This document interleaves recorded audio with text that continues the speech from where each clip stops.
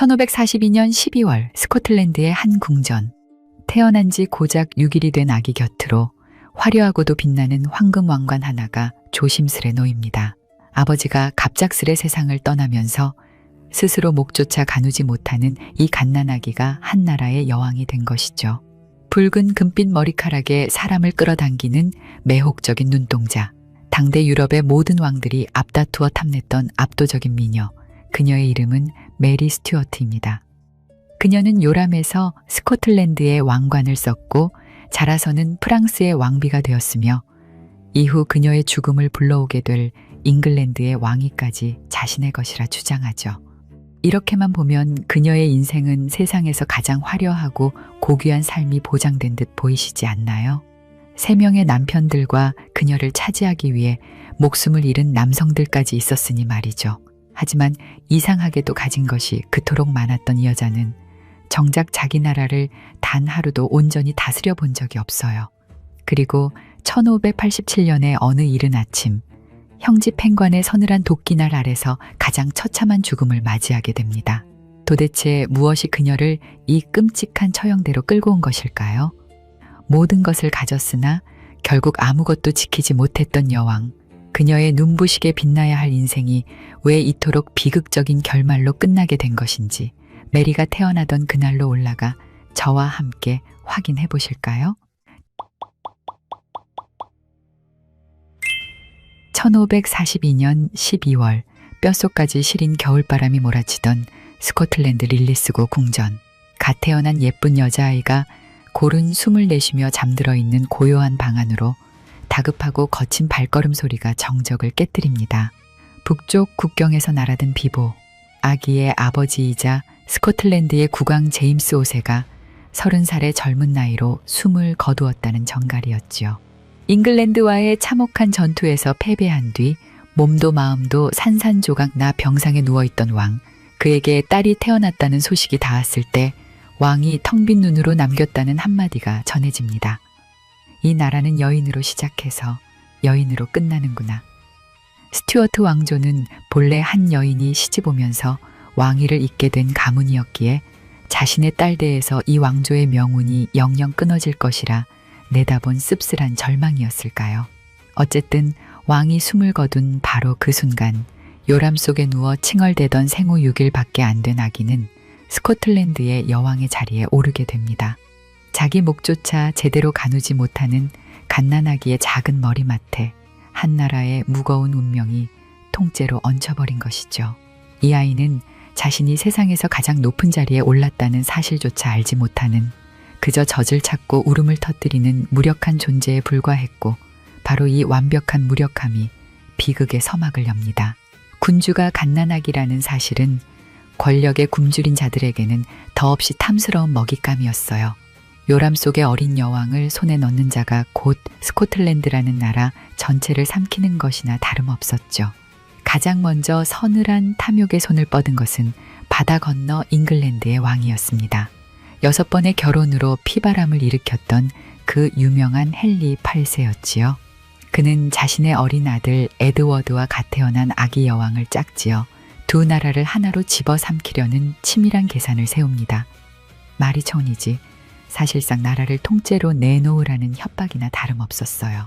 이 소식을 접한 스코틀랜드 귀족들은 처음엔 그 조약에 응하는 듯 했으나 이내 그 속내를 간파하고 조약서를 찢어버립니다. 어린 여왕을 내어주는 순간 나라의 숨통이 끊어질 것이 뻔히 눈에 보였으니까요.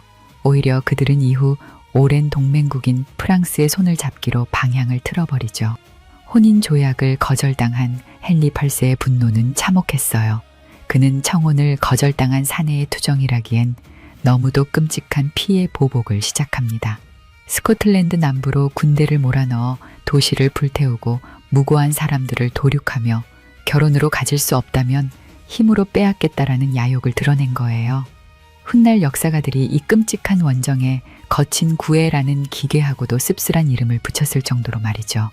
여왕은 아직 걸음마도 떼지 못했는데 그녀를 차지하려는 첫 번째 남자의 구애는 벌써 이토록 짙은 핏빛으로 물들고 있었던 겁니다. 국경을 넘어오는 불길을 피해 결국 스코틀랜드는 어린 여왕을 잉글랜드의 마수가 닿지 않는 머나먼 프랑스로 빼돌리기로 결단을 내립니다. 1548년 고작 5살이 된 메리는 프랑스 왕세자와의 약혼이라는 무거운 꼬리표를 단 채 거친 파도 너머로 떠나는 배에 올라요. 당시 이제 5살이 된 메리의 시선으로 세상을 한번 바라볼까요? 어머니의 품이 세상의 전부인 줄 알던 나이, 그 어린 소녀가 어머니와 생이별을 하고 며칠 밤낮을 낯선 바다 위에서 흔들리는 배를 타고 말 한마디 통하지 않는 이국의 땅으로 떠밀려가는 겁니다.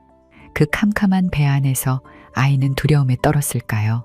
아니면 자신이 짊어진 왕관의 무게를 알지 못한 채 그저 철없이 신기해했을까요? 메리가 느꼈을 감정을 지금 우리는 알 수 없지만 배가 출발해 바다 위를 흐르기 시작한 바로 그 순간부터 메리의 인생에서 스스로의 선택이란 건 있을 수 없겠구나 라는 느낌은 오지 않으신가요? 모든 것이 어른들의 냉혹한 정치판 위에서 결정되어야만 했던 삶. 그녀는 세상에서 가장 찬란한 왕관을 쓰고 태어났지만 제 힘으로는 단 한 발짝도 원하는 곳으로 걸어갈 수 없었던 화려하지만 한없이 고독한 세상 속의 새였던 것입니다.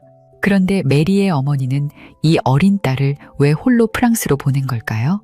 메리의 어머니는 프랑스 명문 기즈 가문 출신의 왕비 메리드 기즈였어요. 그녀는 아직 통치 능력이 없는 어린 딸을 안전한 프랑스로 떠나보낸 뒤 딸을 대신해 스코틀랜드를 통치해야 했던 상황이었기 때문에 메리와 함께 할 수 없었던 겁니다. 그리고 그녀는 딸의 왕관을 대신 짊어진 채 개신교 세력의 거센 도전과 홀로 맞서게 되죠. 배는 무사히 프랑스에 도착하고 스코틀랜드에서 온 5살 소녀는 머지않아 유럽에서 가장 화려한 궁정 한복판으로 걸어 들어가게 되죠. 1548년 여름 5살의 어린 메리가 낯선 배에서 내려 처음 마주한 프랑스는 춥고 거친 스코틀랜드와는 완벽하게 다른 우주였습니다. 벽에는 이탈리아 거장들의 그림이 걸려 있고 식탁 위론 화려한 은식기가 반짝이며 사람들의 입술에선 일상처럼 시와 노래가 흘러나오는 곳. 스코틀랜드의 춥고 거친 성에서 온 어린 소녀에게 이곳은 완전히 다른 세계로 보이지 않았을까요? 프랑스의 국왕 앙리 2세는 이 어린 손님을 몹시 아꼈습니다. 그가 메리를 두고 내가 본 가장 완벽한 아이라 극찬했을 정도로 말이죠. 비록 정치적 볼모에 가까운 처지였지만 메리는 프랑스 왕실의 그 어떤 공주보다도 고귀하고 화려하게 피어납니다. 자신과 결혼하게 될 왕세자 프랑수아와 남매처럼 어울려 자라며 메리는 당대 여성이 받을 수 있는 최고 수준의 교육을 스펀지처럼 흡수해내죠.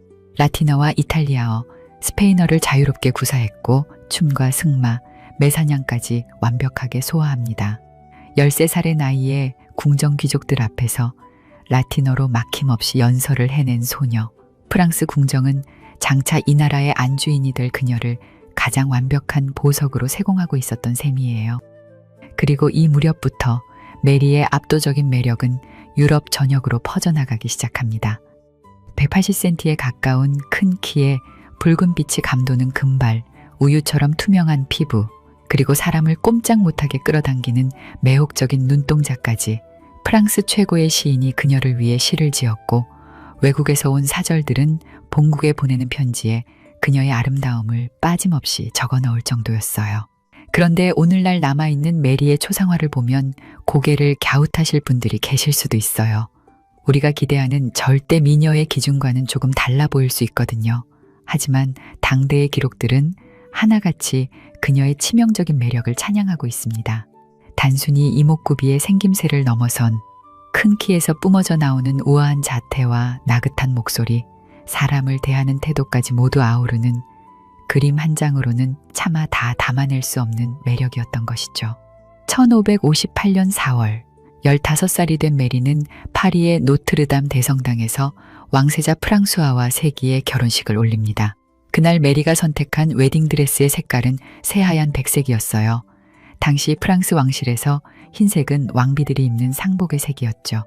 오랜 관례를 깨버린 파격적인 선택이었지만 큰 키의 새하얀 드레스를 입고 걸어 들어오는 그녀의 눈부신 자태에 사람들은 넋을 잃고 맙니다. 15살에 이미 스코틀랜드의 여왕이자 프랑스의 차기 왕비가 된 여인. 하지만 이듬해인 1559년 예상치 못한 비극이 그녀에게 권력의 정점을 선물합니다. 시아버지 앙리 2세가 마상 창시합 도중 끔찍한 사고로 목숨을 잃으면서 병약한 남편 프랑수아가 왕위에 오르게 되거든요. 16살이 된 메리는 이제 프랑스의 왕비까지 되었습니다. 요람에서 쓴 스코틀랜드의 왕관에 이어 프랑스의 왕관까지 2개의 왕관을 거머쥔 거예요. 여기에 훗날 그녀의 숨통을 조이게 될 잉글랜드의 왕위까지 자신의 것이라 주장했으니 이보다 더 높고 찬란한 자리는 세상 어디에도 없어 보였을 테죠. 그런데 이 화려한 절정의 한복판에서 어린 왕비는 자기도 모르게 가장 무서운 적을 등 뒤에 만들고 있었습니다. 바로 남편의 어머니이자 그녀의 시어머니 카트린 드 메디치였어요. 카트린은 막대한 불을 쥐고 흔들던 피렌체의 상인 가문, 메디치 가문 출신이었지만 고귀한 왕족의 핏줄이 아니라는 꼬리표가 늘 그녀를 따라다녔죠. 요람에서부터 왕관을 쓰고 자란 콧대 높은 메리는 그런 시어머니를 은연중에 무시하는 일이 잦아지고 화려한 궁정의 뒤편에서는 며느리가 시어머니를 장사꾼의 딸이라 얕잡아 불렀다는 소문이 파다하게 퍼지게 됩니다. 16살의 오만한 왕비가 무심코 뱉은 그 사소한 조롱들이 속을 알 수 없는 시어머니의 가슴 깊은 곳에 어떤 상처를 남겼을지 짐작이 가시나요? 카트린은 겉으로 웃으며 자신의 마음은 절대 드러내지 않는 지독하게 냉혹한 내공의 어마어마한 사람이었죠. 메리가 내뱉었던 그 조롱들이 훗날 어떤 칼날이 되어 돌아올지 그녀는 미처 알지 못했습니다. 그리고 메리의 이 찬란한 봄날은 놀랍도록 짧게 끝이 나게 됩니다. 왕이 된 남편 프랑수아의 병세가 악화되더니 즉위 1년 반 만인 1560년 12월 끝내 숨을 거두고 만 거예요. 메리를 무너뜨린 상실은 이것 하나가 아니었습니다. 남편이 세상을 떠나기 불과 반년 전 스코틀랜드에서 또 하나의 비보가 날아들었거든요. 홀로 고국을 지키던 어머니 메리드 기즈가 세상을 떠났다는 소식이었습니다. 개신교 세력과의 오랜 싸움에 지친 몸이 끝내 버티지 못한 것이죠. 문제는 딸이 프랑스에 있어 어머니의 임종을 지키지도 장례를 치르지도 못했다는 사실입니다. 얼굴 한번 다시 보지 못한 채 편지로만 이별을 전해 들어야 했던 거예요. 반년 사이에 어머니와 남편을 연달아 잃은 18배 메리, 세상에서 가장 화려한 자리에 서 있었지만 정작 그녀를 지켜주던 사람들은 그렇게 하나씩 곁을 떠나가고 있었습니다.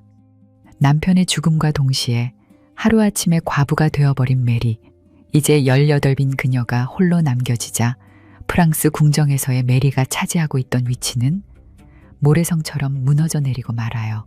새로운 왕은 프랑수아의 어린 동생이 차지했고 권력의 실세는 시어머니 카트린 드 메디치의 손에 온전히 쥐어지게 됩니다. 장사꾼의 딸이라며 시어머니를 은근히 조롱하던 메리를 지켜봐왔던 그녀가 제국의 가장 강력한 권력자가 된 순간 카트린은 남편이라는 방패를 잃은 며느리를 가장 철저하고 냉정하게 왕궁의 가장자리로 밀어내기 시작하죠. 상황이 이렇게 되자 메리는 프랑스의 안주인이 아니라 그저 외국인 출신 왕비였던 여인인 과부로 전락해버리고 머물 곳을 잃은 그녀가 떠올린 곳은 13년 전 훌쩍 떠나왔던 낯선 고국 스코틀랜드였습니다. 1561년 8월 18배 메리는 결국 슬픈 눈물을 흘리며 프랑스를 떠나는 배에 오릅니다. 항구를 빠져나가는 배 위에서 그녀는 점점 멀어지는 프랑스의 해안선을 하염없이 바라보며 이렇게 되뇌었다고 해요. 안녕, 나의 프랑스. 안녕. 다시는 너를 보지 못하겠지. 어떻게 보면 자신의 모든 기억과 추억이 담겨 있는 땅을 떠나며 남긴 이 혼잣말은 결국 현실이 되고 맙니다. 기록에 따르면 메리가 타고 온 배가 스코틀랜드에 도착한 그날 항구에는 한 치 앞도 분간할 수 없을 만큼 짙고 무거운 해무가 내려앉아 있었다고 해요. 프랑스의 눈부신 태양 아래서 자란 여왕을 맞이한 고국의 첫인상이 하필 잿빛 안개였다니 우연이었을까요? 이 서늘하고 자욱한 안개는 앞으로 그녀가 이 척박한 땅에서 겪게 될 끝없는 혼돈을 미리 보여주는 불길한 전조와도 같아 보이진 않으신가요? 13년 만에 돌아온 고국은 그녀가 5살 때 떠났던 그 나라가 아니었습니다. 그중 가장 거대한 균열은 바로 종교 문제였어요. 메리가 프랑스에 있는 동안 스코틀랜드에는 종교개혁의 거센 폭풍이 휩쓸고 지나갔고 나라의 공식 종교는 엄격하고 강경한 개신교로 완전히 뒤바뀌어 있었죠. 문제는 메리가 뼛속 깊은 곳까지 철저한 가톨릭 신자였다는 사실입니다. 화려한 가톨릭 궁정에서 자란 여왕이 개신교 신앙으로 무장한 백성들 위에 군림하게 된 상황. 시작부터 파열음이 날 수밖에 없는 위태로운 구도였죠. 그리고 이날선 갈등의 한가운데 존 녹스라는 이름의 강경파 개신교 목사가 버티고 있었습니다. 그는 여자가 나라를 다스린다는 사실 자체를 혐오스러워하며 그 여자가 가톨릭 신자라는 사실은 더더욱 납득하지 못하고 설교단에 서서 공개적으로 여왕을 물어뜯습니다. 메리는 이 나이든 목사를 곁으로 불러 거듭 대화를 시도했어요. 20살도 채 되지 않은 젊은 여왕이 때로는 눈물로 호소하고 때로는 논리로 설득하려 애썼지만 녹스의 얼음장 같은 태도는 조금도 변하지 않았죠. 아마도 여왕의 절박한 눈물 앞에서도 물러서지 않는 종과의 만남에서 메리는 뼈저리게 깨달았을 겁니다. 이 고독한 나라에서 자신은 결코 환영받는 군주가 될 수 없다는 것을 말이지요. 그런데 의외인 점은 이 벼랑 끝 같은 상황에서 젊은 여왕이 보여준 뜻밖의 처신입니다. 권력을 쥐고 개신교를 억누르려 하지 않고 자신은 궁정 안에서 조용히 가톨릭 신앙을 지키되 나라의 종교가 개신교임을 있는 그대로 인정해 주었거든요. 단일 종교를 강요하는 대신 아슬아슬하지만 공존의 길을 택한 거예요. 피바람이 불기 일쑤였던 당대의 종교 갈등 속에서 메리의 이 결단은 꽤나 지혜롭고 유연한 정치적 묘수였습니다. 그렇게 프랑스에서 온 아직은 나이가 어린 이 여왕은 낯선 고국에 조금씩 온기를 불어넣기 시작합니다. 삭막했던 궁정에 다시 시와 음악, 춤이 있는 파티가 시작되고 큰 키에 우아함이 가득한 매혹적인 여왕의 주변으로 굳어있던 사람들의 마음이 조금씩 녹아내리며 자석처럼 모여들기 시작하죠. 하지만 바로 그 찬란한 화려함의 이면에서는 끔찍한 첫 번째 비극이 싹을 틔우고 있었어요. 프랑스에서 메리를 따라온 시인이 한 명 있었습니다. 이름은 샤스틀라르. 궁정에서 낭만적인 시를 읊던 이 재능 있는 청년은 안타깝게도 여왕의 매력에 완전히 이성을 잃고 말아요. 상당히 도를 넘어선 수위로 말이죠. 어느 날 밤 그는 여왕의 침실에 몰래 숨어들었다가 발각됩니다. 메리는 그를 처벌하지 않아요. 이국의 궁정에서 벌어진 젊은 예술가의 실수로 여기고선 한번 눈 감아준 것이죠. 하지만 브레이크가 고장난 그의 광기는 멈추지 않았고 얼마 뒤 그는 또다시 여왕의 침실에 잠입하고 말아요. 두 번째 관용은 없었습니다. 1563년 샤스틀라르는 세인트 앤드루스에서 처형됩니다. 차가운 도끼날 아래 목을 눕힌 마지막 순간까지도 그는 여왕의 이름을 애타게 불렀다고 전해져요. 목숨을 내던질 만큼 아찔했던 감정은 결국 자신의 목숨을 앗아가는 결말을 만들고 말죠. 여기서 질문 하나 드려볼까요? 목숨을 걸 만큼 매력이 넘쳤던 메리를 향한 남자들의 위험한 불나방 같은 이끌림. 과연 이것이 처음이자 마지막이었을까요? 정말이지 놀랍게도 앞으로 그녀의 곁에 다가올 남자들 또한 마치 저주라도 걸린 듯 비극적인 결말을 맞이하게 됩니다. 당대 사람들은 이를 두고 여왕의 치명적인 요부 같은 매력 탓이라 수군거렸죠. 정말이었을까요? 단지 여왕의 치명적인 매력? 이것 때문에 목숨을 걸 만큼 무모하게 그녀에게 다가갔다. 어찌되었든 스코틀랜드로 돌아온 지 이제 2년차 메리는 나름대로 거친 비바람을 견디며 여왕의 자리를 다져가고 있었어요. 그런 그녀의 앞에는 국가의 명운이 걸린 가장 무거운 숙제가 남아 있었죠. 바로 왕위 계승권을 물려줄 후계자를 낳기 위한 결혼이었습니다. 그리고 메리의 첫 선택은 그녀의 인생 전체를 돌이킬 수 없는 나락으로 밀어넣는 첫 번째 파멸의 시작이 되고 말아요. 여왕의 결혼은 결코 한 여인의 사적인 로맨스가 아니었습니다. 메리가 누구의 손을 잡느냐에 따라 스코틀랜드라는 거대한 체스판의 동맹 구도가 통째로 뒤바뀌어버리는 중대한 일이었죠.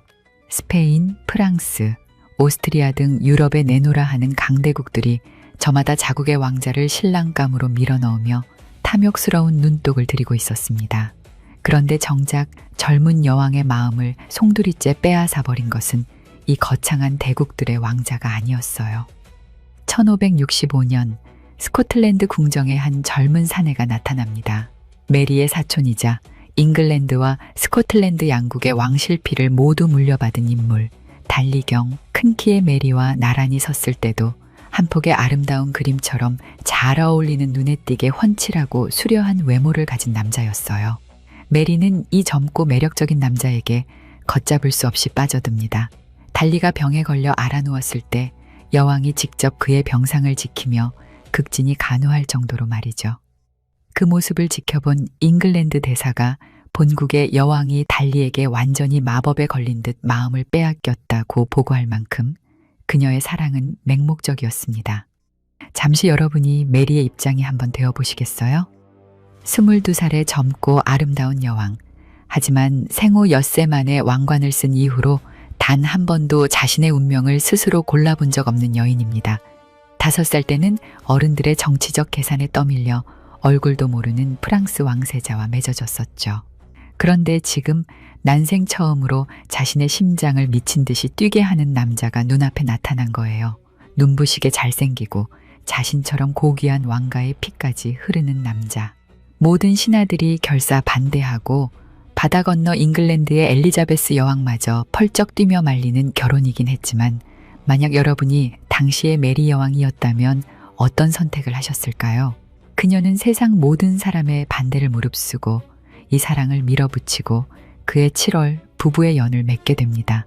이 결혼은 메리가 자기 인생에서 온전히 자신의 의지로 내린 생애 첫 번째 결정이었어요. 그리고 너무나도 뼈아프게 그 결정은 그녀의 숨통을 조이는 최악의 자충수가 되고 말아요. 그녀의 달콤한 환상은 신혼의 단꿈이 깨지기도 전에 산산조각이 나게 되거든요. 결혼 직후 달리의 끔찍한 본색이 드러납니다. 그는 지독하게 오만하고 게을렀으며 매일같이 술독에 빠져서는 국정을 돌볼 생각이나 책임감은 털끝만큼도 없는 자였던 겁니다. 공식 문서의 여왕인 아내보다 자기 이름을 먼저 적게 해달라 떼를 쓰고 주화에 자신의 얼굴을 여왕과 나란히 새기라 강요하기도 하죠. 늦은 밤까지 사냥과 술자리로 시간을 허비하면서 정작 나라의 안위를 논하는 국무회의에는 코빼기도 비치지 않아요. 병석에 누운 그를 지극정성으로 돌보던 메리의 눈에 이 탐욕스럽고 찌질한 남편의 밑바닥이 보이지 않았던 걸까요? 달리는 왕의 배우자라는 자리에 만족하지 못하고 기어이 여왕과 똑같은 실권, 즉 공동군주의 자리를 내놓으라 압박하기 시작합니다. 그리고 남편이라는 작자의 쓰레기 인성을 완전히 파악해버린 메리는 그 요구를 단칼에 잘라버리죠. 결국 사랑이라는 가면을 쓰고 아슬아슬하게 유지되던 부부 사이는 이 일로 차갑게 얼어붙고 맙니다. 그리고 이때 달리의 찌그러진 열등감과 질투심이 아주 엉뚱하고 위험한 곳으로 튀어오르는 일이 발생하죠. 당시 메리의 곁에는 다비드 리치오라는 이탈리아 출신의 비서가 있었습니다. 원래는 음악가로 궁에 발을 들였지만 머리가 비상하고 유능하여 여왕의 깊은 신임을 받던 인물이었죠. 능력 없는 자신은 철저히 배제된 채 아내가 일개 이탈리아인 비서와 밤늦게까지 국정을 논하는 모습, 달리의 뒤틀린 자존심은 이를 견뎌내지 못합니다. 그리고 이 틈을 타 어둠 속에서 조용히 미소 짓는 자들이 있었는데 바로 리치오의 권력이 커지는 것을 눈엣 가시로 여기던 강경파 개신교 귀족들이었어요. 그들은 달리의 질투심에 교묘하게 기름을 부었죠. 하지만 대담하게도 이 귀족들의 진짜 표적은 일개 비서인 리치오가 아니었습니다. 허수아비 같은 달리를 앞세워 나라를 자기들 입맛대로 주무르겠다는 거대한 흑심을 가지고 있었던 거예요. 급기야 귀족들은 리치오가 여왕 뱃속에 있는 아이의 진짜 아버지일지도 모른다는 치명적이고 악의적인 헛소문까지 퍼뜨립니다. 질투에 미쳐버린 남편은 자신이 지금 누구의 체스판 위에서 장기말로 놀아나고 있는지도 모른 채 제발로 끔찍한 음모의 한복판으로 걸어 들어가게 되죠. 1566년 3월 9일 밤 홀리루드 궁전에서 메리는 리치오를 비롯한 몇몇 측근들과 조촐한 저녁 식사를 나누고 있었습니다. 그때 굳게 닫혀있던 문이 거칠게 열리며 완전 무장한 사내들이 들이닥치고 싸늘한 표정의 암살자들의 맨 앞에 선 사람은 다름 아닌 남편 달리였어요. 사내들이 칼을 빼들고 리치오에게 달려들었습니다. 공포에 질린 리치오는 만삭인 여왕의 치맛자락을 부여잡고 그녀의 등 뒤로 숨어 살려달라 처절하게 애원했죠. 하지만 사내들은 여왕이 보는 앞에서 그를 무자비하게 끌어내 차가운 칼날로 그의 몸을 찔러대기 시작합니다. 훗날 참혹하게 찢겨진 리치오의 시신에서는 무려 57군데의 칼자국이 발견되었다고 해요. 만삭의 몸으로 자신이 가장 신뢰하던 신하가 남편의 손에 이끌려온 자들에게 난도질당해 죽어가는 끔찍한 모습을 바로 눈앞에서 지켜본 여왕. 그날 밤 사방으로 튄 붉은 피를 바라보며 메리는 무슨 생각을 했을까요? 아마도 그 피비린내 나는 밤, 그녀의 마음속에 남아있던 남편 달리라는 존재의 흔적이 완벽하게 지워지지 않았을까요? 처음으로 자신의 의지대로 선택했던 사랑. 하지만 그 사랑의 대가는 불과 8달 만에 상상조차 할 수 없는 지옥의 풍경으로 돌아왔습니다. 그런데 이 소름 끼치는 사건은 비극의 끝이 아니라 고작 시작에 불과했어요. 리치오의 피가 채 마르기도 전에 이번에는 남편 달리 자신이 훨씬 더 참혹하고 기괴한 죽음을 향해 걸어가고 있었거든요. 눈앞에서 벌어진 처참한 광경, 만삭의 임산부라면 공포에 질려 실신하는 것이 당연했을 이 지옥 같은 밤에 메리는 놀라울 만큼 섬뜩한 냉정함을 발휘합니다. 그 짧은 시간에 냉정한 판단을 끝낸 그녀는 배신자 남편 달리를 향해 은밀하게 속삭여요. 당신을 앞세워 칼을 휘두른 저 귀족들은 결국 당신마저 배신하고 버릴 것입니다. 그러니 늦기 전에 다시 나와 손을 잡으세요. 자신이 무슨 일을 저지른 것인지 제대로 인지도 못한 채 겁에 질려 있던 달리는 그 달콤하고도 서늘한 경고에 넘어가 다시 아내의 치맛자락을 붙잡게 되죠. 두 사람은 칠흑 같은 밤을 틈타 몰래 궁을 빠져나가 안전한 성으로 몸을 피하는 데 성공합니다. 음모를 꾸몄던 귀족들은 여왕과 달리가 결탁하자 하루아침에 끈떨어진 연신세가 되어 쫓겨나고 말아요. 위기를 넘긴 1566년 6월, 메리는 무사히 아들을 출산해요. 훗날 제임스 6세가 되는 아이. 그의 탄생은 스코틀랜드와 잉글랜드라는 두 나라의 역사를 완전히 뒤바꿀 거대한 씨앗이 됩니다. 훗날 이 아이는 어머니가 그토록 갈구했으나 끝내 써보지 못한 잉글랜드의 왕관까지 거머쥐며 두 나라를 동시에 다스리는 최초의 왕이 되거든요. 이 이야기는 아직 먼 훗날의 이야기일 뿐, 당장 메리의 눈앞에는 처참하게 부서진 결혼 생활과 위태로운 왕좌만이 덩그러니 놓여있는 상황이었습니다. 이날 이후 메리와 달리 부부는 겉으로는 위기를 넘기고 화해한 듯 보였지만 그녀의 마음속에서 달리라는 남자는 이미 먼지나 다름없는 존재로 각인되어 있었죠. 그리고 그 빈틈을 파고들며 한 남자의 짙은 그림자가 다가옵니다. 보스웰 백작, 우유부단하고 나약했던 달리와는 정반대로 전장에서 잔뼈가 굵은 거칠고 야심찬 사내였지요. 그는 다른 귀족들이 권력의 냄새를 맡고 이리저리 박쥐처럼 옮겨다닐 때도 흔들림 없이 여왕의 편에 섰던 인물입니다. 리치오가 도륙당하던 그 아수라장 속에서도 메리를 피신시킨 사람이 바로 그였죠. 찌질한 남편의 배신에 넌더리가 난 여왕의 눈에 위기가 닥쳐올 때마다 피 묻은 칼을 쥐고 자신의 앞을 막아서 주던 이 강인한 사내. 그녀에게 보스웰은 고난과 역경만 있던 자신의 삶 속에 비친 한 줄기 빛처럼 느껴졌을 테죠. 하지만 안타깝게도 메리는 그 든든한 등 뒤에 숨겨진 여왕의 자리를 통째로 삼키려는 검은 야심까지는 미처 보지 못했습니다. 프랑스의 세련된 궁정에서 자란 메리에게 국경지대의 거친 야생마 같았던 보스웰은 생전 처음 겪어보는 유형의 사내였어요. 교활한 말장난으로 배신을 밥 먹듯 하는 귀족들 틈바구니에서 말보다 칼이 앞서는 압도적인 남성성을 지닌 남자였거든요. 누구도 믿을 수 없는 살얼음판 같은 고립무원의 궁정에서 메리에게는 자신의 목숨과 왕좌를 지켜줄 강력한 힘이 절실하게 필요했습니다. 나약한 달리에게서 찾지 못했던 보스웰이 뿜어내는 강인한 수컷의 향기와 무슨 짓을 해서든 적을 짓밟아버리는 무자비한 결단력.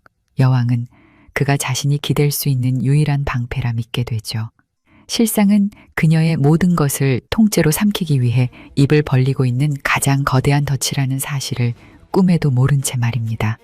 그렇게 시간이 흐르던 1567년 2월, 스코틀랜드를 발칵 뒤집어 놓는 기괴한 사건이 터집니다. 2월 10일 새벽, 당시 몹쓸병에 걸린 메리의 남편 달리가 요양 중이었던 에든버러 외곽의 커크 오필드라는 저택에서 천지를 진동하는 엄청난 굉음과 함께 그 저택이 통째로 폭발해 날아가는 사건이 벌어진 거예요. 그런데 기이한 사실은 참혹한 잔해 속에서 발견된 달리의 시신에서 불에 탄 흔적이 단 하나도 없었다는 겁니다. 저택에서 조금 떨어진 정원 바닥에 쓰러진 모습으로 발견된 그의 사인은 놀랍게도 누군가에게 무참히 목이 졸려 죽어있던 상태였던 거예요.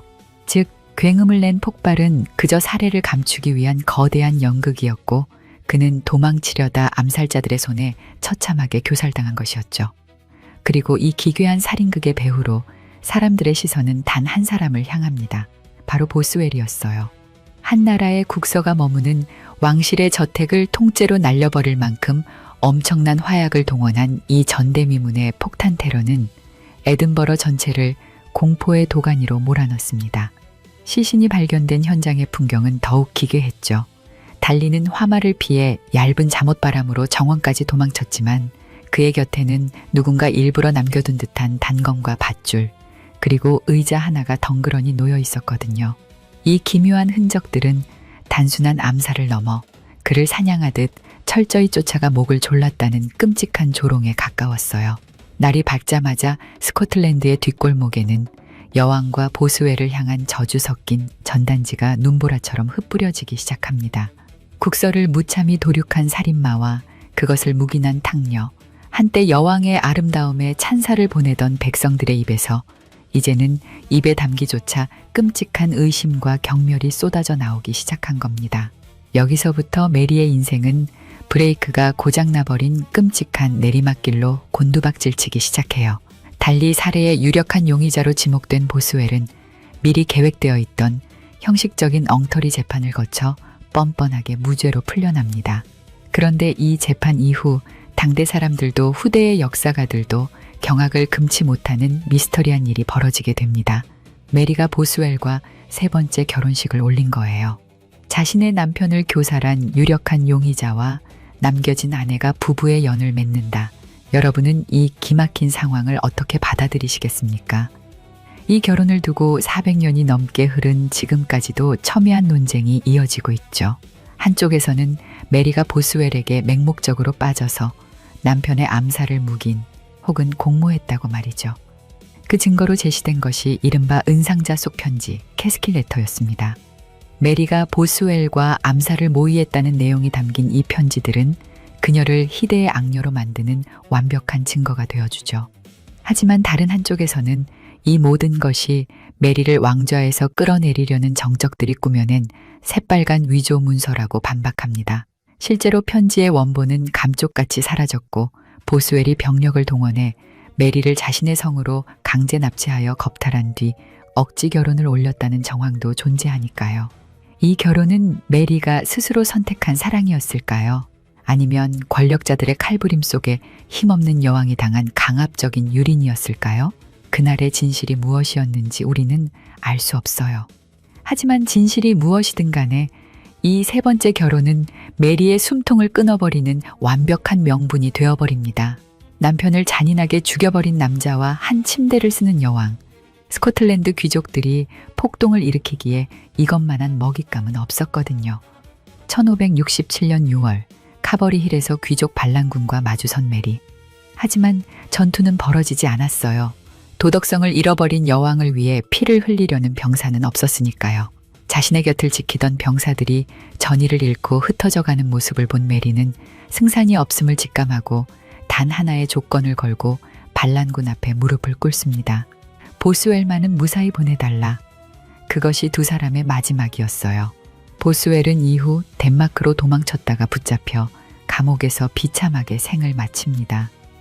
메리 곁에 머물렀던 세 번째 남자 역시 앞선 이들처럼 끔찍한 파멸로 끝나버린 것이죠. 전장에 홀로 남겨진 메리는 반란군의 손에 이끌려 수도 에든버러로 비참하게 압송됩니다. 한때 그녀의 눈부신 자태에 열광하며 꽃잎을 뿌리던 백성들은 이제 길가로 쏟아져 나와 여왕을 향해 오물과 돌멩이를 집어 던지기 시작해요. 군중들 사이로는 살해당한 남편 달리의 시신이 잔혹하게 그려진 거대한 깃발이 나부끼고 백성들의 살기 어린 폭언이 여왕의 고막을 찢어지게 울립니다. 머리칼은 헝클어지고 흙먼지를 뒤집어 쓴 채 넋이 나간 몰골로 거리를 걷던 그녀는 자신이 그토록 믿고 사랑하려 했던 백성들에게 완벽하게 버림받았다는 사실에 철저히 무너져 내리고 맙니다. 프랑스에서 온 우아하고 오만했던 군주의 자존심이 길거리의 끔찍한 조롱거리로 전락해 갈갈이 찢겨나가는 가장 처참한 나락의 순간이었죠. 홀로 적의 손에 넘겨진 메리는 호수 한가운데 외롭게 떠있는 로크리븐 성에 갇히게 됩니다. 그리고 그 차갑고 습한 성벽 안에서 이제 겨우 1살 된 아들 제임스에게 왕관을 넘긴다는 양위 문서에 억지로 서명을 강요당하죠. 태어난 지 엿새 만에 요람에서 머리에 얹었던 그 고귀한 왕관을 24세 아직은 너무 앳된 나이에 제 손으로 벗어 던져야만 했던 여인. 그녀는 그렇게 세상의 모든 것을 잃고 깊은 물 한가운데 갇힌 비참한 죄인으로 전락하고 맙니다. 사방이 검푸른 물결로 가로막힌 고립무원의 섬, 호수 한가운데 스산하게 떠있는 로크리븐 성은 배가 없이는 그 누구도 쉽게 드나들 수 없는 가장 완벽하고 숨막히는 감옥이었습니다. 24세 메리는 이 축축한 돌벽 안에 갇힌 채 찬란했던 여왕에서 비참한 죄인으로 곤두박질 친 자신의 가혹한 처지를 뼛속까지 견뎌내야만 했죠. 기록에 따르면 이 고립된 성 안에서 그녀는 쌍둥이를 유산하는 지독한 신체적, 정신적 고통까지 겪었다고 전해집니다. 한때 파리의 가장 눈부신 궁정에서 시와 음악을 즐기며 유럽 사교계의 정점에 섰던 여왕. 하지만 이제 그녀의 세상은 비좁은 창살 너머로 보이는 계절이 바뀌어도 늘 똑같이 일렁이는 차가운 호수의 물결이 전부였어요. 훗날 메리가 이곳을 나의 지루한 감옥이라 불렀듯 한창 세상에 날개를 펴야 할 24세 눈부신 청춘은 물소리와 바람소리만이 맴도는 정막 속에 서서히 시들어가고 있었습니다. 하지만 모든 것을 잃고 벼랑 끝에 내몰린 이 비운의 여인에게는 여전히 사람의 마음을 송두리째 뒤흔드는 기묘한 마력이 남아 있었어요. 자신을 감시해야 할 성주의 집안 사람들 중 여왕을 돕겠다는 조력자들이 나타난 겁니다. 성주의 동생이었던 청년 조지 더글라스, 그리고 앳된 소년 윌리엄 더글라스, 권력도 명예도 다 잃어버린 갇힌 여인을 위해 적군의 심장부에서 목숨을 건 헌신이 자발적으로 피어난 것이죠. 첫 번째 탈출 시도는 아쉽게도 실패로 돌아갔습니다. 메리는 허름한 세탁부로 변장해 몰래 나룻배에 올라탔지만 무심코 얼굴을 가리려 들어올린 하얗고 고운 손결 때문에 신분이 들통나고 말아요. 낡은 누더기를 걸치고 얼굴에 숫자옥을 묻혔어도 평생 가장 고귀한 대접을 받으며 자라난 여왕 특유의 섬세한 자태마저 완벽하게 숨길 수는 없었던 것이죠. 하지만 그들은 결코 포기하지 않고 1568년 5월 2일 밤 마침내 두 번째 탈출을 진행합니다. 소년 윌리엄 더글라스가 성한 사람들의 주의가 저녁 만찬에 쏠린 틈을 타 몰래 성문의 열쇠 꾸러미를 빼돌리고 칠흑 같은 어둠 속에서 메리는 발소리를 죽인 채 성문을 빠져나와 준비된 작은 배에 몸을 실었어요. 그리고 배가 호수 중간쯤 이르렀을 때 윌리엄은 훔쳐온 열쇠 꾸러미를 깁고 차가운 호수 밑바닥으로 던져버렸다고 합니다. 굳게 잠긴 성문 안에서 발을 동동 구를 추격자들의 발목을 완전히 분질러버린 통쾌하고도 완벽한 탈주였던 거죠. 그녀의 발이 무태 닿자 어둠 속에서 말을 끌고 기다리고 있던 조지 더글라스가 그녀를 맞이하고 호수를 건너 다시 자유의 공기를 들이마신 순간 기적처럼 자유를 되찾은 메리의 곁으로 놀랍게도 순식간에 수천 명의 지지자들이 구름대처럼 몰려들기 시작합니다. 메리는 이 병력을 이끌고 자신을 내쫓은 반란군 세력과 마지막 운명을 건 피해 승부를 겨루기로 결심하죠. 그러나 1568년 5월 랑사이드에서 맞붙은 전투의 결과는 너무나도 참담했어요. 지휘 체계가 엉성했던 메리의 군대는 노련한 적군 앞에서 추풍낙엽처럼 쓰러지고 승패가 갈리는 데는 불과 1시간도 채 걸리지 않았다고 전해집니다. 자유의 여신이 미소 지은 지 고작 11일 만에 그녀는 다시 모든 것을 잃어버리게 된 거죠. 전투에서 대패한 직후 메리는 목숨을 부지하기 위해 남쪽으로 미친 듯이 말을 몰았습니다. 제대로 된 음식도 잠자리도 없이 며칠 밤낮을 쫓기며 거친 황야를 가로질렀어요. 추격대의 눈을 피하기 위해 그 아름답던 붉은 금발을 싹둑 잘라버리고 초라한 평민의 옷으로 변장한 채 낯선 들판을 짐승처럼 헤매야만 했죠. 요람에서 화려한 왕관을 물려받았던 여왕의 몰골은 이제 어디로 가야 목숨을 부지할 수 있을지조차 알 수 없는 가장 비참하고 절박한 도망자의 모습이 되어 있었습니다. 벼랑 끝에선 그녀에게 남은 선택지는 많지 않았어요. 하지만 이 절대절명의 순간 메리는 돌이킬 수 없는 길을 선택하고 말아요. 바로 국경 너머 잉글랜드로 향하기로 결정한 것입니다. 당시 그곳의 지배자는 사촌인 엘리자베스 여왕이었습니다. 같은 왕실의 핏줄을 나눈 여인, 그리고 같은 무게의 왕관을 쓴 여왕이라면 공경에 처한 자신을 기꺼이 이해하고 품어줄 것이라는 순진하고도 절박한 믿음. 하지만 이 선택은 그녀 인생 전체를 통틀어 가장 치명적이고 끔찍한 오판이었어요. 국경을 넘어 잉글랜드의 땅을 밟은 그 순간 메리에게는 따뜻한 구원의 손길을 잡은 것이 아니라 살아서는 두 번 다시 걸어 나올 수 없는 지옥 같은 감옥이 기다리고 있었거든요. 그리고 그 서늘한 감옥 안에서 그녀는 무려 19년이라는 끔찍한 세월을 견뎌내야만 했습니다. 1568년 5월, 쫓기듯 잉글랜드 땅에 발을 디딘 메리는 자신의 사촌 엘리자베스 1세에게 절박한 구원의 손길을 내밀었습니다. 같은 튜더 왕가의 피를 나누었고 똑같이 무거운 왕관의 무게를 견디고 있는 엘리자베스를 메리는 한치의 의심도 없이 믿고 있었어요. 사방이적인 이 잔혹한 세상에서 같은 처지의 여왕이라면 벼랑 끝에 몰린 자신을 핏줄의 정으로 안아줄 것이라 말이죠. 하지만 여기서 우리는 기묘하고도 소름 돋는 아이러니 하나를 마주하게 됩니다. 이 두 여왕은 평생 단 한 번도 서로의 얼굴을 마주한 적이 없어요. 엘리자베스에게 메리는 가여운 사촌 동생이 아니라 자신의 숨통을 조여오는 위험한 존재였죠. 가장 큰 이유는 바로 메리가 쥐려 했던 그 세 번째 왕관, 잉글랜드의 왕위 때문이었어요. 당시 잉글랜드 내의 수많은 가톨릭 신자들은 엘리자베스를 진짜 여왕으로 인정하지 않았고 순수한 가톨릭 핏줄인 메리야말로 잉글랜드의 진짜 주인이자 정당한 여왕이라 믿었습니다. 즉 메리는 그저 숨을 쉬고 존재한다는 사실 하나만으로도 엘리자베스의 왕좌를 밑바닥부터 뒤흔드는 가장 위협적인 정적이었던 셈이죠. 메리가 선택하지 않았지만 그녀의 존재 자체가 엘리자베스의 자리를 위협하는 시한폭탄과도 같았던 거예요.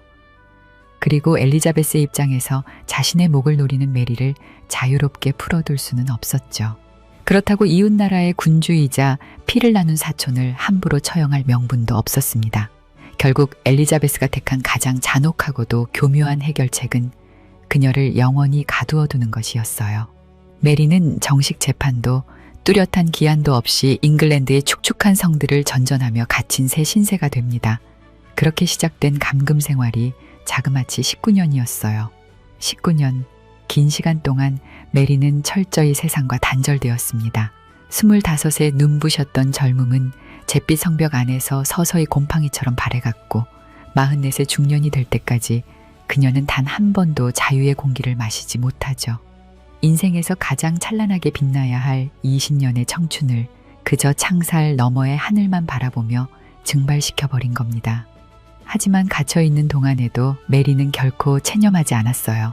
자신을 이 지옥에서 꺼내달라며 유럽의 가톨릭 세력과 잉글랜드 내의 지지자들에게 끊임없이 은밀한 편지를 띄웠죠.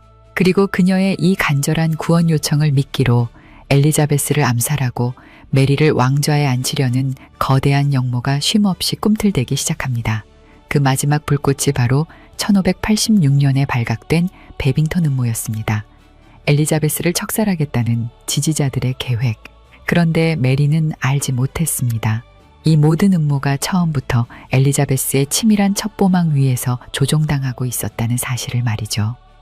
자유의 목이 말랐던 메리가 그들의 암살 계획에 동의한다는 답장을 써내려간 순간 그 편지는 고스란히 엘리자베스 여왕을 죽이려 한 완벽한 반역의 증거로 수집되고 맙니다.